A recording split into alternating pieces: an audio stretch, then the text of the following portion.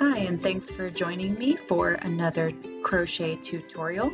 This tutorial covers linked double crochet, which is a type of double crochet made with a regular hook, which links the double crochet stitches together so that they don't have such wide spaces in between them. And today I'm going to be working this onto Tunisian crochet because one of my most popular patterns works linked double onto Tunisian. So I'm going to go ahead and work this on the Tunisian piece of fabric, but this linked double stitch can be worked onto any crochet stitch. So I'm going to start by chaining 2, and I'm going to just do a demo before I go through step by step because it's good to see what you're doing before you actually start to do it. So here I've got my starting chain. I'm going to work my first double crochet into the Tunisian stitches below. And I've made my first stitch. The starting chain doesn't count as the first stitch. And linked double crochet is made by pulling up a loop from the middle bar of the previous stitch instead of yarning over.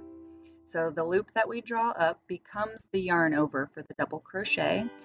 And we work it off the hook just like a regular double crochet by inserting our hook and then drawing up a loop and then drawing through 2 loops twice. So that was just a demo. Now I'm going to go through step by step how to do that, and we're going to go in slow and we're going to zoom in a little bit. So we've already got our chain 3, and we're going to insert our hook into the second chain and draw up a loop.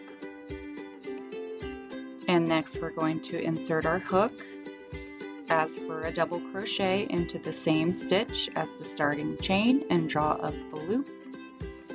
And then we'll yarn over and draw through 2 loops. First once, drawing through 2 loops, and then yarn over and draw through 2 loops for a second time. And what we've done is made a regular double crochet, except that our loop is connected here to the stitches previous, and it creates this little middle bar, and we insert our hook under that and draw up a loop for the next stitch. And that is substituting for the yarn over like that you would normally do. You don't do that yarn over because you are drawing up a loop from the stitch previous to substitute for that. So again, to complete the stitch, we'll insert our hook as normal, yarn over, and draw through 2 loops on the hook twice. The second part of the linked double crochet is the same. The only different part is that you're drawing up your first yarn over as a loop from the stitch previous, and we're doing it through this middle bar you see being created. We're going to work through that middle bar every time.